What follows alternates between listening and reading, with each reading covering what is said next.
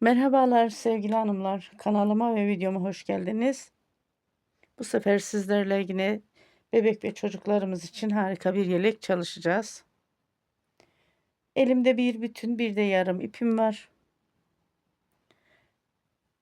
Bir yelek çıkacağını umut ederek başladım. Şişim 3 numara, misinalı bir şiş, ipim Lamia Baby Bomb, antipilik bir ip, 100 gramı 250 metre.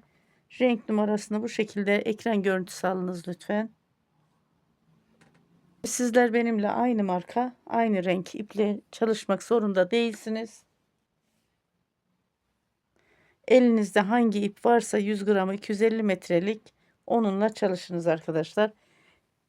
Şöyle ipimi kenara alıyorum. Yeleğim için ben şişime 77 ilmek başladım. Ve örgümün arka yüzünü döndürüyorum.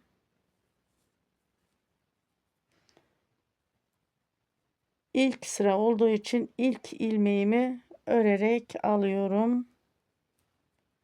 Örgümün arka yüzünden bir sıra ters ilmeklerle çalışıyorum.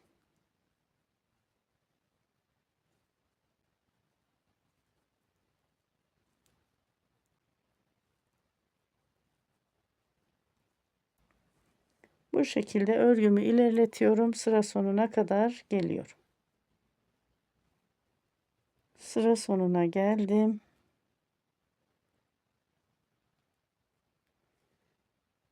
Örgümün arka yüzünden bir sıra ters sıra oluşturdum. Örgümün ön yüzünü döndürüyorum.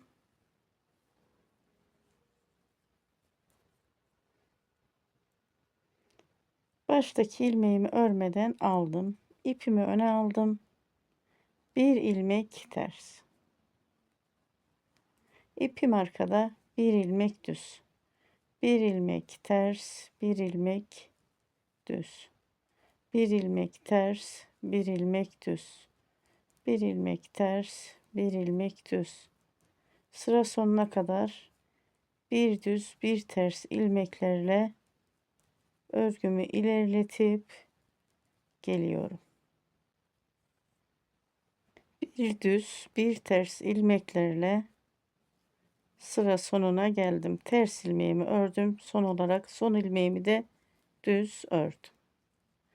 Sıra başındaki ilmeğimi almadım. Bu düz olarak denk geldi. Ters ilmekle başladım. Sıra sonunda da ters ilmekle bitirdim ve son ilmeğim düz. Örgümün arka tarafını döndürüyorum. Baştaki ilmeğimi örmeden aldım. Örgümün arka yüzünde tüm ilmeklerimi ters örüyorum. Yakada bu sefer şöyle bir farklılık olsun istedim. Farklı bir çalışmamız olsun istedim arkadaşlar. Sıra sonuna kadar tüm ilmeklerimi ters örüp geliyorum. Sıra sonuna geldim. Örgümün arka yüzünden ters ilmeklerle. Örgümün ön yüzünü döndürüyorum.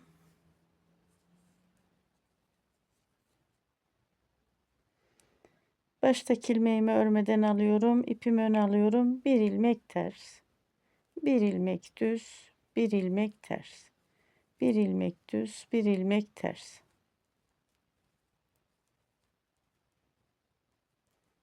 Bakın bu şekilde. Düz ilmeğimiz sabit kendini belli ediyor. Aradaki ters ilmeğimiz de haroşa.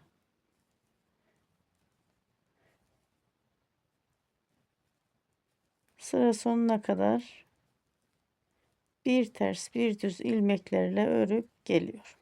Sıra sonuna geldim. Bir ters bir düz ilmeklerimle örgümün arka yüzünü döndürüyorum. Örgümün arka yüzünde baştaki ilmeğimi örmeden alıyorum. Daha sonra tüm ilmeklerimi ters örüyorum sıra sonuna kadar. Sıra sonuna geldim. Örgümün arka yüzünden ve ön yüzünü döndürüyorum.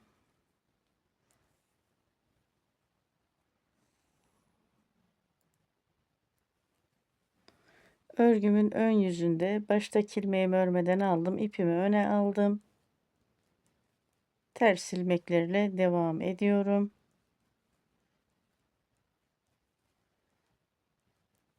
Bir ters bir düz çalışmıyoruz bu sefer. Tamamen ters ilmeklerle haroşa oluşturuyorum. Beni takip eden sevgili hanımlar biliyordur. Ben haroşamı ters ilmeklerle oluşturuyorum. Sizler bu şekilde çalışmak istemezseniz haroşa olarak da yakayı çalışabilirsiniz. Şimdi bu şekilde örgümün ön yüzünden 2 diş haroşa oluşturup geleyim. Örgümün ön yüzünden 2 diş haroşamı oluşturdum, geldim. Bu lastik çalışmasından sonra ilmeklerimi de ayırdım. Şöyle şu şekilde ayırdım. 2, 4, 6, 8, 10, 12, 14, 16 ilmek bir ön yaka. Reglan çalışması bu şekilde. Reglan ilmeklerim farklı olacak arkadaşlar. Anlatacağım. Yıldız roba çalışacağız reglanda. 2, 4, 6, 8, 10, 11 ilmek kol. Arka 23 ilmek. Şöyle 3, 6, 9, 12, 15, 18, 21, 23. Diğer kol 11, diğer yaka 16 ilmek. Örgümün arka tarafını döndürüyorum. Örgümün arka yüzünden bir sıra daha haroşa çalışacağım. Şu kırmızı ayracın ön kısmında 2 ilmek kalana kadar. Baştaki ilmeği örmeden aldım. İpimi öne aldım.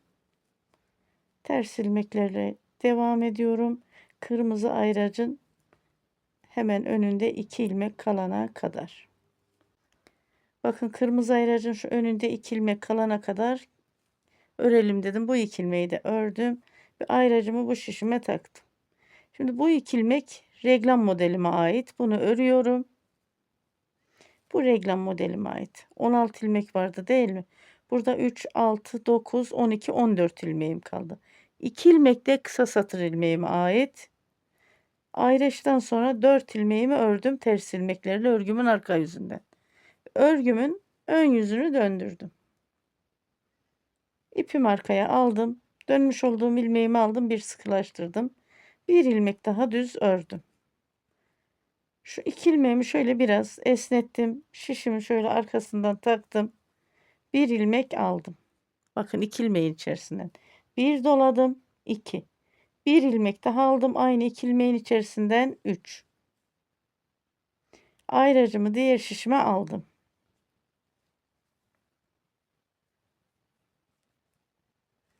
Yani reglan artırım ilmeklerim 4 ilmek bu şekilde. Şimdi şu 2 ilmeğe de bakın şu şekilde 2 ilmeğimi aldım. İpimi doladım. Şişime bir ilmek daha aldım 2 ilmeğin içerisinden 3 ilmek oldu. 2 ilmekten 3 ilmek. Yani artırmamız bu şekilde çalışıyoruz. 1, 2, 3, 4, 5, 6, 7 ilmek ördüm kolda. Buradaki 2 ilmeğim yine reglan modelime ait. Şöyle bir esnettim. Şişimi arkadan taktım. İçerisinden bir ilmek aldım. Bir doladım. Aynı 2 ilmeğin içerisinden bir ilmek daha aldım. 2 ilmekten 3 ilmek çıkardım. Bu ayracımı diğer şişime aldım. Karşıdaki 2 ilmeğin içerisinden bu sefer düz olarak alıyorum. İlmek yönü döndürmüyorum. Bir ilmek aldım. Bir doladım. Aynı ilmeğin içerisinden bir ilmek daha aldım. 2 ilmekten 3 ilmek aldım. Bu şekilde reglan artırım ilmeklerimizi çalışıyoruz. Yeleğimin arka sırt bölümünü örüyorum. Bakın 1, 2, 3, 4, 5, 6, 7, 8, 9, 10, 11, 12, 13, 14, 15, 16, 17, 18, 19 ilmek ördüm düz olarak. Ve yeşil ayracımın önünde 2 ilmeğim var. 2 ilmeğimi esnettim. Şişimi arkadan taktım. İçerisinden bir ilmek aldım.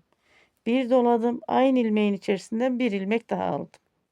2 ilmekten 3 ilmeğimi aldım. Şişimi diğer ayraca aldım. Karşıdaki 2 ilmeğin içerisinden 1 ilmek aldım. Bir doladım. Aynı ilmeğin içerisinden 1 ilmek daha aldım. Kol ilmeklerimi örüyorum. Bakın 1, 2, 3, 4, 5, 6, 7. Toplamda kolda 11 ilmek bırakmıştım. Biliyorsunuz 2 ilmek bir modele ait, reglanın 2 ilmek de buraya ait. Şimdi şu 2 ilmeği esnettim. Şişimi arkadan taktım. İçerisinden bir ilmek aldım. Bir doladım. Aynı ilmeğin içerisinden bir ilmek daha aldım. Ayracımı bu şişime taktım. Bu 2 ilmeğin içerisinden bir ilmek aldım. Bir doladım. Aynı ilmeğin içerisinden bir ilmek daha aldım. 2 ilmekten 3 ilmek. Burada da 16 ilmek vardı. 2 ilmek reglan modelime ait, kaldı 14 ilmeğim. 2 ilmek kısa satır ilmeğini aldım. Kaldı 12 ilmeğim. Örgümün arka yüzünü döndürüyorum. Dönmüş olduğum ilmeği örmeden aldım, bir sıkılaştırdım. Burada bir ip uzantısı olsun istemiyorum. Örgümün arka yüzünden tüm ilmeklerimi ters örüyorum. Roba artırım ilmeklerimi de ters örüyorum.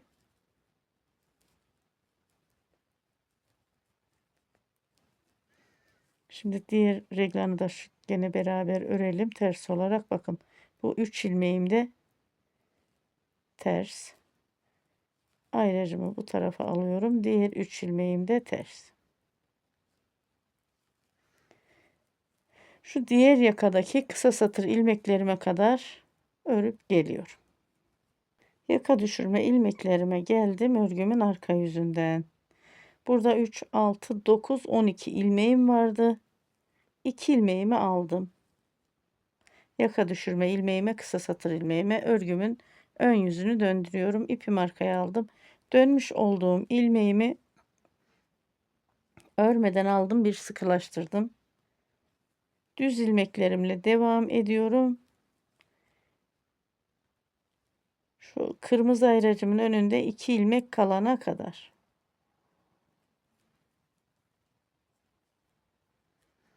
Burada yine şu 2 ilmeği esnettim. Şişimi arkadan taktım. İçerisinden bir ilmek aldım. Bir doladım.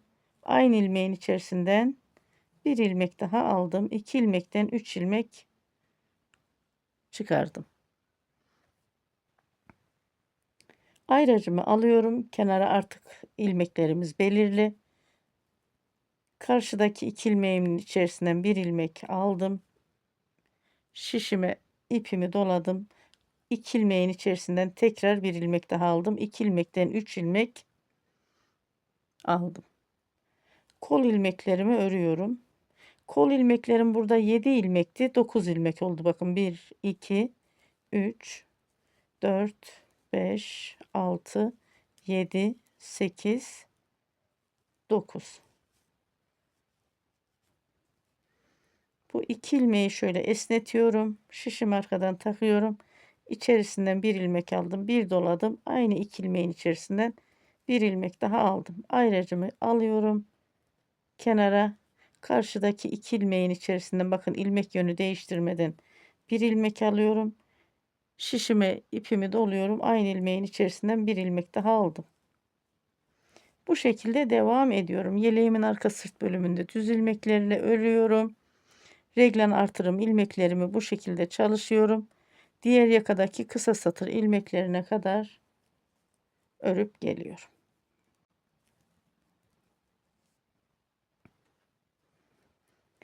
Kısa satır ilmeklerime geldim. Burada 3, 6, 9, 12 ilmeğim vardı. 2 ilmeğimi aldım. 10 ilmeğim kaldı. Örgümün arka yüzünü döndürüyorum. Dönmüş olduğum ilmeğimi örmeden aldım. Şöyle ilmeğimi bir sıkılaştırdım. Ters ilmeklerle devam ediyorum. Bakın yıldız roba tekniğindeki şu 3 ilmeğim de ters. 2 ilmeğin içerisinden 3 ilmek aldım mı? Diğer 3 ilmeğim de ters. Bunu nereye kadar bu şekilde örüyorum? Diğer yakadaki kısa satır ilmeklerime kadar örüyorum. Kısa satır ilmeklerime geldim. Burada 10 ilmeğim var değil mi? 3, 6, 9, 10 ilmeğim. Bunun 3 ilmeğini kısa satır ilmeğime alıyorum. 7 ilmek ön pat ilmeğime kalıyor. Yani bu yeleğimde 3 sefer kısa satır çalışıyorum. Örgümün ön yüzünü döndürüyorum. İpim arkada. Dönmüş olduğum ilmeğimi örmeden aldım. Reglan artırım ilmeğime kadar düz ilmeklerimle örüyorum. Bakın şu 3 ilmek ya yıldız roba tekniğindeki reglan artırım ilmeğim. Bunun bir ilmeğini de düz ördüm. Şu 2 ilmeğimi esnettim. Şişim arkadan taktım. İçerisinden bir ilmek aldım. Bir doladım. Aynı ilmeğin içerisinden bir ilmek daha aldım. 2 ilmekten 3 ilmek çalıştım. Karşıdaki 2 ilmeğin içerisinden bir ilmek aldım. Bir doladım. Aynı 2 ilmeğin içerisinden bir ilmek aldım. Burada da 2 ilmekten 3 ilmek aldım. Kol bölümünü düz ilmeklerle örüyorum. Geldim. Bakın reglan artırım ilmeğime kadar burada 3 ilmek. Bir ilmeğini ördüm. 2 ilmeğim hep sabit. Şişimi arkadan taktım. İçerisinden bir ilmek aldım. Bir doladım. Aynı 2 ilmeğin içerisinden bir ilmek daha aldım. Karşıdaki 2 ilmeğin içerisinden bir ilmek, bir doladım. Aynı 2 ilmeğin içerisinden bir ilmek daha aldım ve yeleğimin arka sırt bölümünü düz ilmeklerle örüyorum. Diğer yakadaki yaka düşürme ilmeklerine kadar örüp geliyorum. Yaka düşürme ilmeklerime geldim. Burada da 10 ilmeğim var. 3 ilmeğimi yaka düşürme ilmeğime aldım. 7 ilmek ön pat ilmeğime kaldı. Örgümün arka yüzünü döndürüyorum. Dönmüş olduğum ilmeğimi örmeden alıyorum, bir sıklaştırıyorum. Daha sonra gördüğüm tüm ilmekleri ters örüyorum.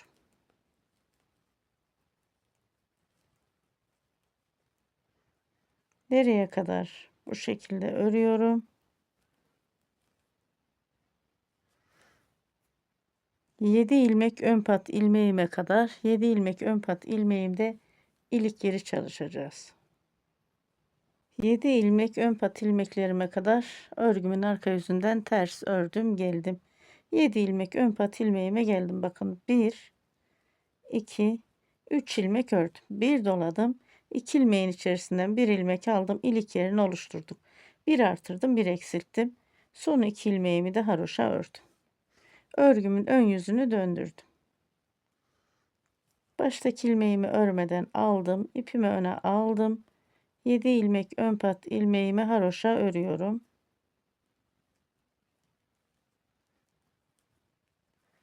Daha sonra 2 ilmek şu reglan artırım ilmeğime kadar düz ilmeklerle devam ediyorum.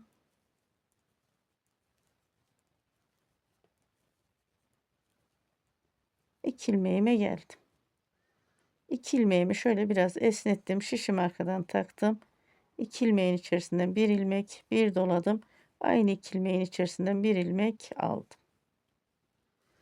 Hemen karşıdaki 2 ilmeğin içerisinden bir ilmek aldım. Bir doladım. Aynı 2 ilmeğin içerisinden bir ilmek aldım. Kol ilmeklerini düz örüyorum. Artık robanın tekniğini anladık arkadaşlar. Sıra sonuna kadar bu şekilde devam ediyorum. İlmek artırmayı unutmuyoruz. Reglen çalışmalarımızda sıra sonunda da 7 ilmek ön pat ilmeğimi haroşa örüyorum. Sıra sonuna geldim. 7 ilmek ön pat ilmeğimi de haroşa ördüm. Ve örgümün arka yüzünü döndürüyorum. Örgümün arka yüzünde baştaki ilmeğimi örmeden aldım. İpimi öne aldım. Sıra başından sıra sonuna kadar ters ilmeklerle devam ediyorum. Haroşa ilmeklerimi ters ördüğüm için bu şekilde bana bir kolaylık sağlıyor örgüm. Sıra sonuna kadar örüp geliyorum. Sıra sonuna geldim. Örgümün arka yüzünden ters ilmeklerle ve örgümün ön yüzünü döndürüyorum. Robada anlatabileceğim farklı bir teknik yok. Şöyle bakın. Reglan modelimiz de ortaya çıktı. Yaka düşürmeyi de çalıştık.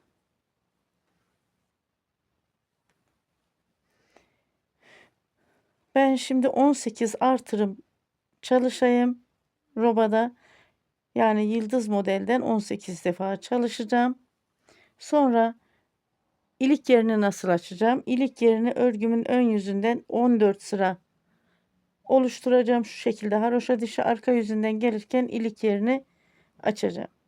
18 artırım çalışalım ve daha sonra kol ve beden ayrımı için haroşa kısmını beraber örelim. Robayı yeterli bir ölçüye gelene kadar ördüm, geldim. 18 artırım yaptım. Bakın şu şekilde sayabiliriz. 2, 4, 6, 8, 10, 12, 14, 16 ve 18. İlmeklerimi de şöyle ayırdım arkadaşlar. Yıldız roba tekniğinin tam ortadaki ilmeğimi bu şekilde yine ayırdım.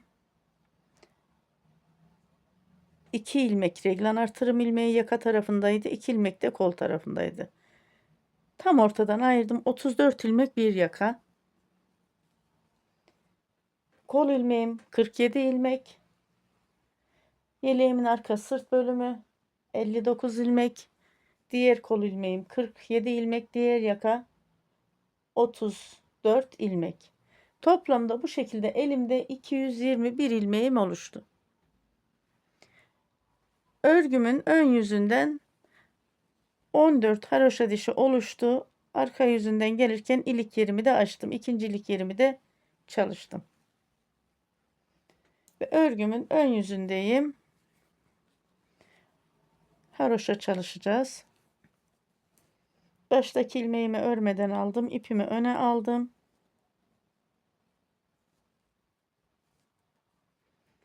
Yedi ilmek ön pat ilmeğimle beraber sıra başından sıra sonuna kadar tüm ilmeklerimi haroşa çalışıyorum.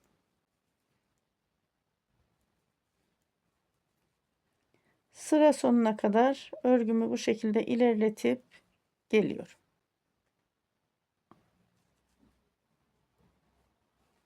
Sıra sonuna geldim.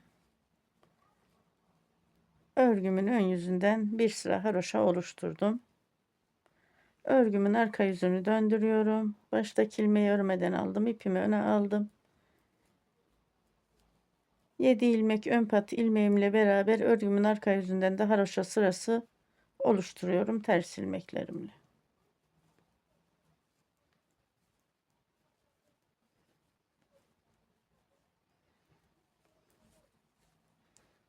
Şu şekilde bakalım bakın.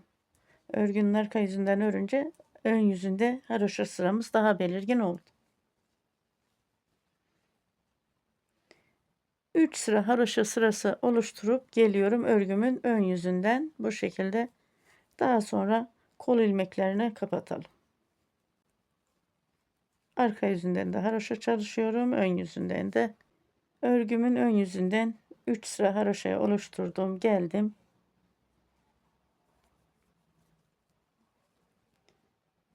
Örgümün ön yüzündeyim. Baştaki ilmeğimi örmeden aldım. 7 ilmek ön pat ilmeğimi haroşa örüyorum.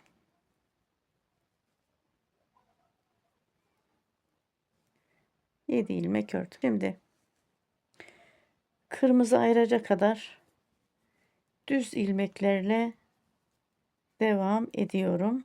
7 ilmek haroşa ilmeğimden sonra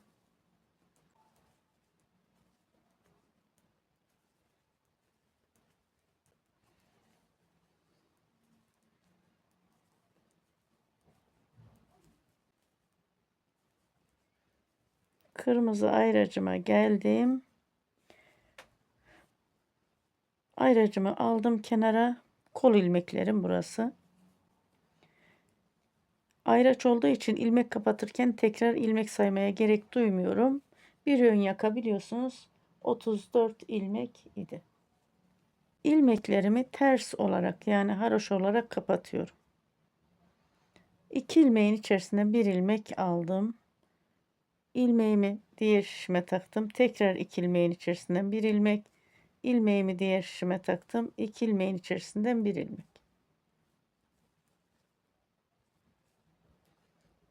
İlmekleri ters olarak kapattım ki burada bir sıra haroşa elde edelim. Kol lastiğindeki haroşamız 4 sıra olsun diye. Bakın bu şekilde. 1, 2, 3, 4 sıra. Bu mor ayıraca kadar ilmeklerimi kapatıp geliyorum. Yalnız ilmekleri kapatırken örgüyü nasıl ördüysek o şekilde kapatıyoruz. Ne çok gevşek ne de çok sıkı. Elimizin ayarını değiştirmiyoruz. İlmeklerimi kapattım. Mor ayıraca geldim. Ayracımı kenara alıyorum. Bu bir ilmeğim kol ilmeğime ait. Bir ilmeğim de yeleğimin arka sırt bölümüne ait. 2 ilmeğin içerisinden bir ilmek aldım. Kol ilmeklerimi tamamen kapattım. Bakın bu şekilde kol ilmeklerimi kapattım. Örgümü döndürüyorum.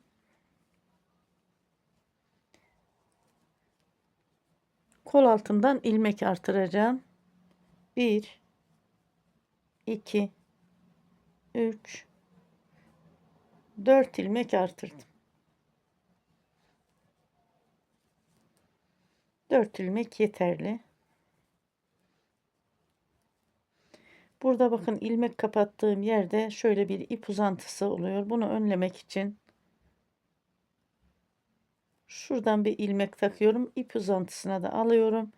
Bakın şişime taktım. Burada bu 2 ilmek gibi görünüyor değil mi? Bu 2 ilmek değil. Oradaki ip uzantısını önlemek için aldığım ilmek. Bir ilmek de yeleğin ön yakadan alıyorum. 3 ilmeğin içerisinden bir ilmek aldım. Ve örgümü döndürüyorum. Dönmüş olduğum ilmeğimi örmeden aldım. İpimi öne aldım. 4 ilmek kol altı ilmeğimi ters örüyorum.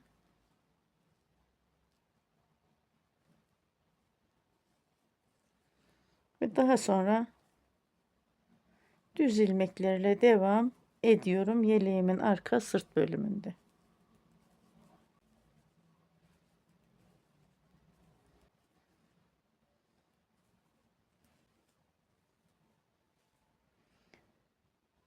Bu kolda nasıl çalıştıysam diğer kolda da aynı şekilde çalışacağım. Yeleğimin arka sırt bölümünü düz ilmekle örüp geliyorum mor ayıraca kadar. Kol ilmeklerimi ters ilmeklerle kapatıyorum. Kırmızı ayıraca kadar dönüyorum. 4 ilmek artırıyorum. Dönüyorum, o 4 ilmeği ters örüyorum. Yeleğin ön yaka kısmına geliyorum. Ön yaka kısmındaki ilmeklerimi düz örüyorum. 7 ilmek ön pat ilmeğime kadar. 7 ilmek ön pat ilmeğimi de ters olarak haroşa örüyorum. Sıra sonuna kadar örüp geliyorum. Örgümün arka tarafından ördüm, geldim ve ön yüzünü döndürdüm. Bu sıra model çalışmasına başlıyoruz. Baştaki ilmeğimi örmeden aldım, ipimi öne aldım. 7 ilmek ön pat ilmeğimi haroşa örüyorum. Modelimin ilmek sayılarını veriyorum. 7 ilmek ön pat ilmeğimin dibinde 6 ilmekle modelim başlıyor. Daha sonra 5 artı 5, 5 artı 5 yani 5 ilmekle devam ediyoruz. Ve sonra sıra sonunda 7 ilmek ön pat ilmeğimin hemen önünde yine 6 ilmekle bitiriyoruz.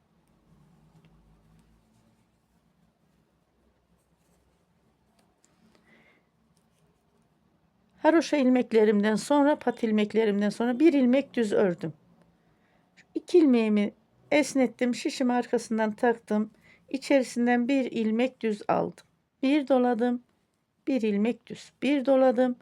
2 ilmeğimin içerisinden bir düz ilmeğimi aldım. Bu sefer yönünü değiştirmedim. 5 ilmek düz ilmeğimle devam ediyorum. Bu 2 ilmeğin içerisinden aldığım ilmekten sonra 1 2 3 4 5. Sonra 2 ilmeğin şöyle esnettim. Şişimi arkadan taktım. İçerisinden bir düz ilmek aldım. Bir doladım. Bir ilmek düz bir doladım. 2 ilmeğin içerisinden bir ilmek düz ilmeğimi aldım. Sonra 5 ilmek düz. 1, 2, 3, 4, 5. 5 ilmek düz ilmeğimden sonra 2 ilmeğimi şöyle esnettim. Şişimi arkadan taktım. İçerisinden bir düz ilmek aldım. Bir doladım. Bir ilmek düz bir doladım. 2 ilmeğin içerisinden bir ilmek düz ilmeğimi aldım. Ve 5 ilmek düz. 1, 2, 3, 4, 5. Sıra sonuna kadar bu şekilde devam edelim. Sıra sonundaki son modeli yine beraber çalışalım.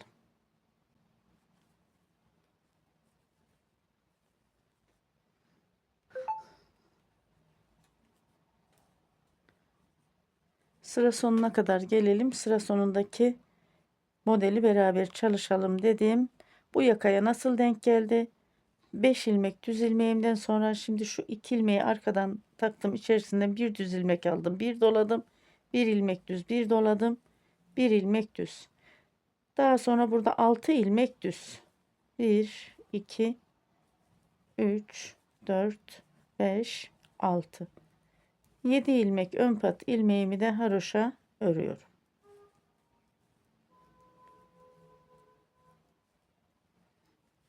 Şöyle bakalım. Sıra başında modelle başladım. Modelimi ayarladım. Bakın. Bir model bir düz, bir model bir düz, bir model bir düz, bir model bir düz, model düz, model sıra sonuna düz geldi.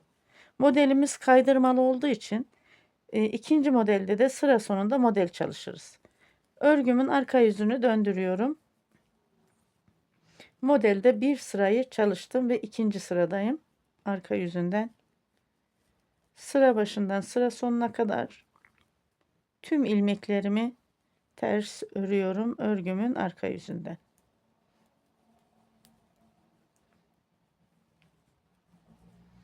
Ajur ilmeklerimi de ters. Bu şekilde sıra sonuna kadar örgümü ilerletip geliyorum. Sıra sonuna geldim. Örgümün arka yüzünden tüm ilmeklerimi ters örerek haroşa ilmeklerimi ters ilmeklerle oluşturuyorum. Haroşa ilmeklerimi de ters ördüm ve örgümün ön yüzünü döndürdüm. Modelde 2 sırayı tamamladım. 3. sıradayım. Baştaki ilmeğimi örmeden aldım. Baştaki ilmeğimle beraber 7 ilmek ön pat ilmeğimi haroşa ördüm. Haroşa ilmeğimin hemen dibinden şöyle 2 ilmeğimi esnettim. Şişimi arkadan taktım. 2 ilmeğin bir düz ilmek aldım içerisinden. Bir doladım. 1, 2, 3 ilmek düz. Bir doladım. 2 ilmeğin içerisinden bir ilmek düz aldım. 1, 2, 3 ilmek düz ilmeğimi ördüm. Bu 2 ilmeğimi esnettim. Şişimi şöyle arkasından taktım. İçerisinden bir düz ilmek aldım. Bir doladım. 1, 2, 3 ilmek düz ilmeğimi ördüm. Bir doladım. 2 ilmeğin içerisinden bir düz ilmeğimi aldım. 1, 2, 3 ilmek düz ilmeğimi ördüm. Bu şekilde devam ediyoruz sıra sonuna kadar. Model kısmını model çalışıyoruz. Düz ilmekleri düz çalışıyoruz. Nereye kadar? Şu son modele kadar. Daha sonraki düz ilmeklerimiz var. Bu modele kadar örgümü ilerletip geliyorum. Ve son modeli de yine beraber çalışalım. Sıra sonundaki son modele geldim. 3 ilmek düz ilmeğimden sonra şöyle 2 ilmeğin bakın arkadan şişimi taktım. Bir düz ilmek aldım içerisinden. Bir doladım. 1, 2, 3 ilmek düz. Bir doladım. 2 ilmeğin içerisinden bir düz ilmeğimi aldım. Ve 5 ilmek düz.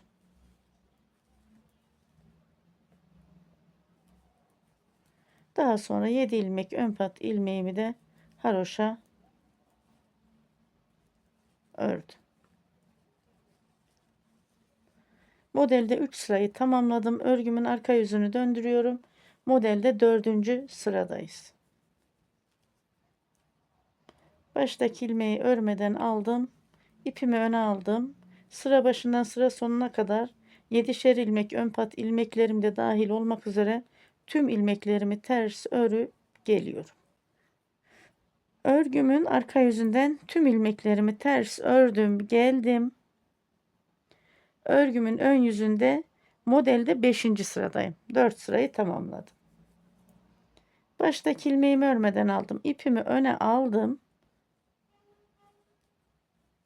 Baştaki ilmeğimle beraber 7 ilmek ön pat ilmeği haroşa ördüm.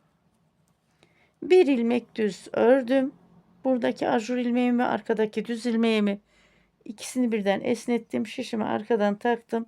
İçerisinden bir düz ilmek aldım. Bir doladım. Bakın şu ortadaki bir ilmek sabit ilmeğim düz. Bir doladım. Bir düz ilmeğim ve ajur ilmeğimin iki ilmeğimin içerisinden bir düz ilmek aldım. Modelin ilk sırasındaki gibi çalışmamız. Sonra 5 ilmek düz. 1, 2, 3, 4, 5. Bu iki ilmeğin arkadan şişimi taktım. İçerisinden bir düz ilmek aldım. Bir doladım. Bir ilmek düz. Bir doladım. İki ilmeğin içerisinden bir ilmek düz ilmeğimi aldım ve 5 ilmek düz. 1, 2, 3, 4, 5. Sıra sonuna kadar bu şekilde devam edelim. Sıra sonunda tekrar şu son modeli beraber çalışalım. Sıra sonundaki son modeli de beraber çalışalım dedim. 3 ilmek 1 2 3 4 ilmek pardon düz ilmeğimi ördüm ve 5.'yi ördüm. 2 ilmeğin şöyle arkadan şişimi taktım. İçerisinden bir düz ilmek aldım. Bir doladım. Bir ilmek düz. Bir doladım. 2 ilmeğin içerisinden bir ilmek düz. Sonra 6 ilmek düz. 1 2 3 4 5 6 ve 7 ilmek ön pat ilmeğim haroşa.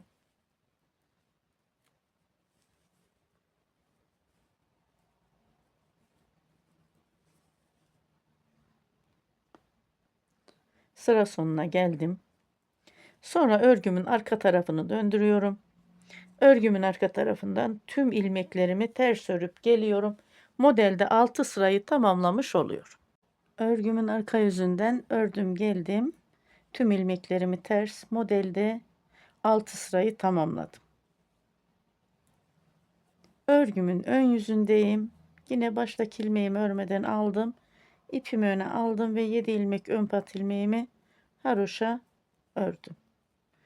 Bu sıra tamamen düz ilmeklerle devam ediyoruz. Modelde 7. sıradayız. Modelimiz 8 sırada bir kendini yeniliyor. Yalnız her 6 sırada modeli şöyle bir dinlendiriyoruz. Örgümüzün ön yüzünden bir sıra düz, arka yüzünden de bir sıra ters örüyoruz.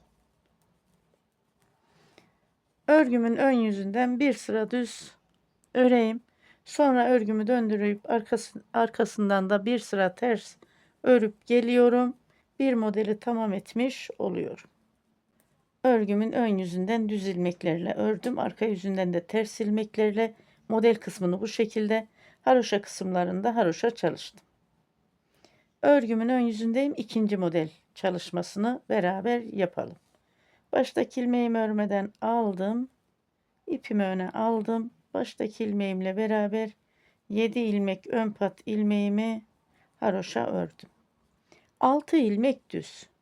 1 2 3 4 5 6 ve sonra şu 2 ilmeği esnettim. Şişim arkadan taktım. İçerisinden bir düz ilmek aldım. Bir doladım. Bir ilmek düz. Bir doladım. 2 ilmeğin içerisinden bir düz ilmek aldım. 5 ilmek düz. 1 2 3 4 5. 2 ilmeği esnettim. Arkadan şişimi taktım. İçerisinden bir düz ilmek. Bir doladım. Bir ilmek düz. Bir doladım. Bir ilmek düz. Sıra sonuna kadar bu şekilde çalışalım. sıra sonundaki son modeli de beraber çalışalım. Model kaydırmalı olduğu için bu sefer bakın düz ilmeklerin üzerine model geliyor. Sıra sonunda, sıra başında da model üzerine düz ilmekler. Sıra sonundaki son modeli geldim. 6 ilmeğim var burada biliyorsunuz düz olarak. 2 ilmeği esnettim, şişimi arkadan taktım, bir ilmek aldım içerisinden düz olarak.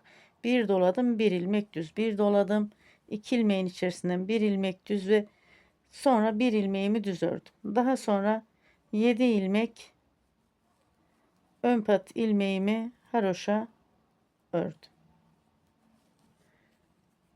İkinci modelde birinci sıra örgümün arka yüzünü döndürüyorum.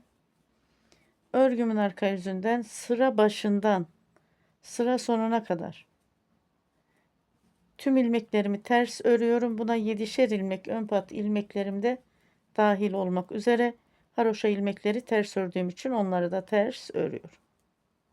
Örgümün arka yüzünden ördüm geldim. İkinci modelde 2 sırayı tamamladım. İlk modelde nasıl çalıştıysak ikinci modelde aynı şekilde çalışıyoruz. Ben bu modeli örüp geleyim kamera dışında arkadaşlar. Çünkü teknik aynı. Yani sistem aynı, fark etmiyor. Anlatabileceğim hiçbir şey yok. İkinci modeli video dışında tamamladım. Geldim. Modelimiz bu şekilde kaydırmalı. Üçüncü modeli de düz ilmeğin üzerine çalışacağız. Model üzerine düz, düz üzerine model, model üzerine düz. Dördüncü modeli yine model üzerine düz, düz üzerine model, bu şekilde gidiyoruz. Şimdi dilerseniz şöyle yeleğimizin duruşuna bakalım beraber.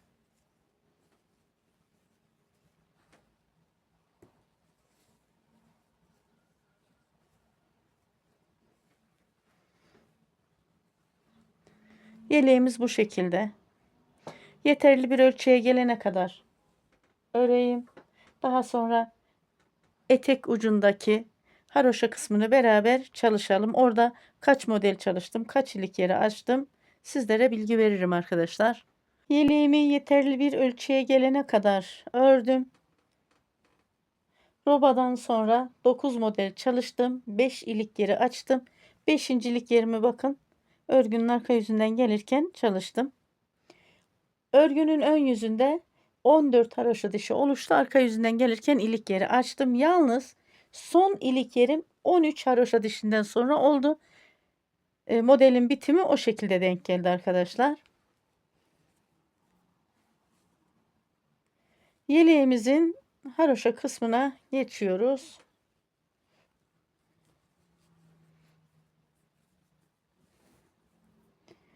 Baştaki ilmeğimi örmeden alıyorum. Bakın modeli bitirdim. Örgünün ön yüzünden bir sıra düz, arka yüzünden de bir sıra ters ördüm geldim. İpimi öne aldım. 7 ilmek ön pat ilmeğimle beraber sıra başından sıra sonuna kadar haroşa ilmekleriyle çalışacağım.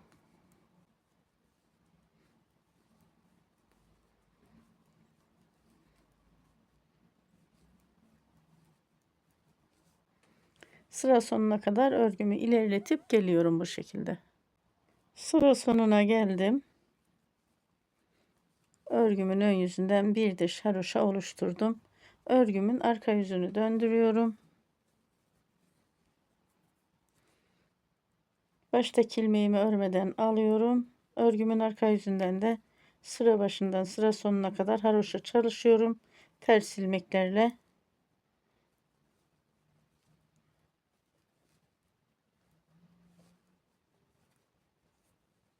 Şöyle bakalım. Bu şekilde örgümün ön yüzünden 2 diş haroşa oluşturup geliyorum. Örgümün ön yüzünden 2 diş haroşa oluşturdum. Etek ucuna yakadaki gibi çalışacağım. Bakın yakada örgünün ön yüzünden bir düz bir ters çalışmıştım. Arka yüzünden de tamamen ters çalışmıştım. Bu çalışmayı yeleğin etek ucunda da yapacağım.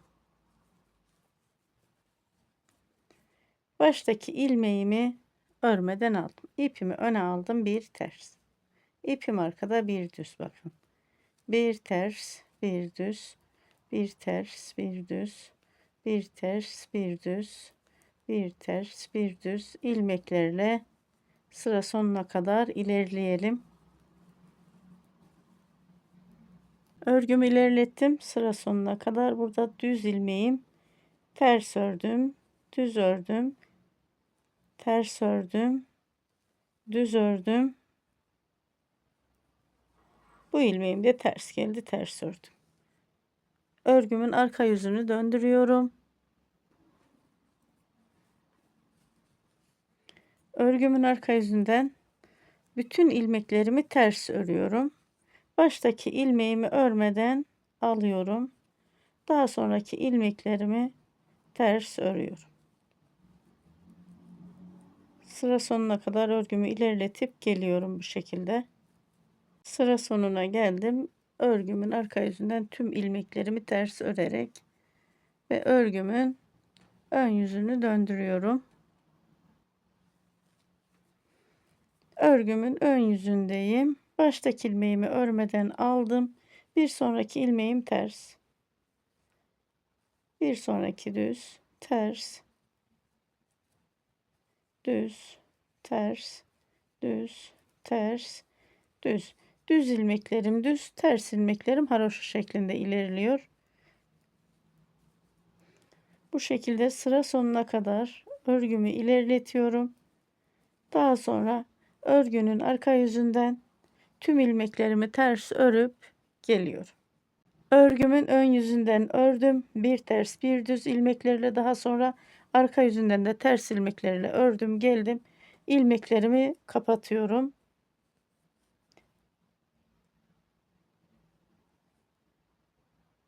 İki ilmeğin içerisinden bir ilmek aldım.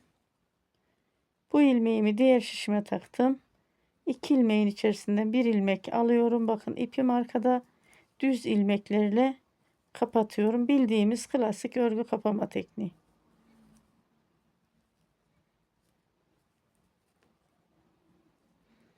Örgümüzü kapatırken de ne çok sıkı ne de çok gevşek kapatıyoruz.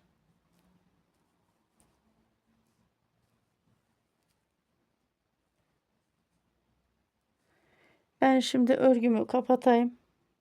Düğmelerimi de dikip geleyim. İlmeklerimi kapattım. Düğmelerimi diktim geldim. Dilerseniz beraber beden genişlik ve boy ölçüsünü alalım.